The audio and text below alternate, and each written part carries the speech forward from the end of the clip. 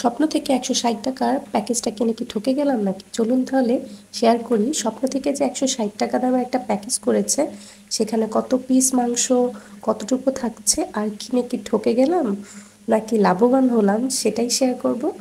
তো শোভন অফিস থেকে আসার সময় ওকে বলে দিয়েছিলাম যে স্বপ্নে এরকম প্যাকেজ পাওয়া যাচ্ছে, তুমি সেটা নিয়ে আসো।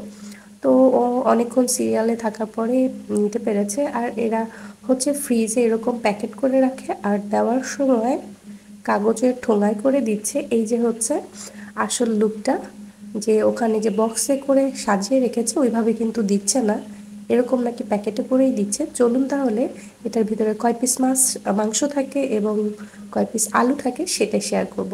অনেকগুলো ভিডিওতে আমি দেখেছিলাম, দেখাচ্ছে, অনেকেই ভিডিও করেছে, বলছিল যে তেল চর্বি দেয় না। আসলে কি তেল চর্বি ছাড়া সবগুলো মাংসই দিবে? মাংসতে তো আর চর্বি বা হাড্ডি ছাড়া মাংস হয় না। আপনারা যদি পরিমাণটা বুঝতে চান তাহলে আমি বলবো, আমরা যে কোরবানি ঈদের সময় যে ভাগা করি না, বা এক একটা ভাগ করি যে এগুলো গরিবদের দেওয়ার জন্য, সেম অতটুকুই থাকবে। এক হাতের মুঠে যতটুকু আসে অতটুকুই হবে।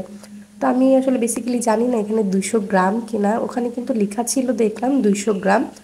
আর এখানে কিন্তু আমি তেল, হাড্ডি 3 পিস পেয়েছি, মানে এইটুক মাংসর ভিতরে 3 পিস, এই যে হাড্ডি, এই তিনটাই কিন্তু তেল আর হাড্ডি। আর 3 থেকে 4 পিস আমরা বাসায় রান্না করলে হয়তো এটা 2 পিস হবে, সেটাকে কেটে কেটে 3-4 পিস করা হয়েছে। আর একদম ছোট ছোট, আর নর্মালি হচ্ছে মাংস রান্না করলে তো একটু ছোটই হয়ে যায়। তো চুলাতে দেওয়ার পরে আসলে কতটুকু মাংস খেতে পারবো সেটা জানি না। এখন হচ্ছে আমি এটাকে রান্না করব। চলুন তাহলে রান্নাটা শুরু করি। অল্প একটু মাংস, আমরা নর্মালি জানি যে অল্প মাংস সিদ্ধ হতে সময় লাগে, এই জিনিসটা আমার মাথায় ছিল না।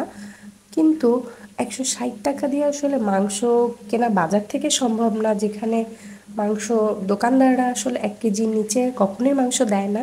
সেই অনুযায়ী ব্যাচেলার বা যারা মানে 1 কেজি কিনে খেতে পারে না, তাদের জন্য কিন্তু একটা ঠিক আছে এটা, যে হাতের নাগালে কম বাজেটে আপনি কিনতে পারছেন। আমি মাংস ওখানে কষিয়ে বসিয়ে দিয়েছি, আর সাথে একটু খিচুড়ি করব, সেটাও শেয়ার করছি। আজকে খিচুড়ি দিয়ে সেই মাংসটাই খাবো। অল্প একটু মাংস, একটু মশলা দিয়ে বেশি করার ট্রাই করছি।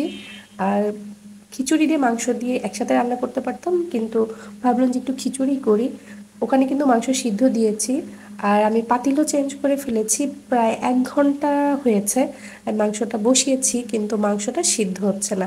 আর ওখান থেকে কোনো রকমের কোনো স্মেলও আমি পাচ্ছি না। গরুর মাংসের যে একটা রান্না বসালে নর্মালি স্মেল আসে, সেই স্মেলটা কোনো রকমের পাইনি। 1 ঘন্টায় আমি টায়ার্ড হয়ে গিয়েছি রান্না করতে করতে। অল্প জিনিস সিদ্ধ হচ্ছে না। পরে হচ্ছে ভাবলাম যে মাংস থেকে হয়তো বা পাতিলটা বড় হয়ে গিয়েছে, এই জন্য আমি পাতিলটা চেঞ্জ করে দিয়েছি। কিন্তু বাজেটের কথা চিন্তা করলে এটা আসলে অ্যানাফ। 150 টাকা, 160 টাকা যেটা নর্মালি, তো 150 টাকায় আসলে গরুর মাংস পাওয়া যাচ্ছে, এটাই অনেক বেশি।